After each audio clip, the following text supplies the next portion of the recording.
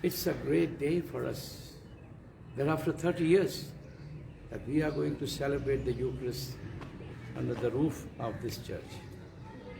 And so many people have worked for this, so many people have given their offerings for this. And it's not, one person cannot build, and many people have listened to the voice of God. And thank God, the Lord, with His grace, with His great love, with the power of the Holy Spirit, we have been able to reach up to this point. We thank God, and I thank all of you, those who have given their offerings. And I pray for all of you, may the Lord bless you abundantly. And this is an occasion for us. Then let us commit ourselves again wholeheartedly to complete this project. And this is a very special occasion.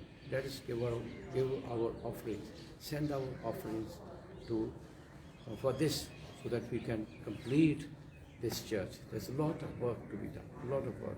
But today is the first Mass under the roof of this church. Praise and thank and glorify God. Thank you. God bless you all.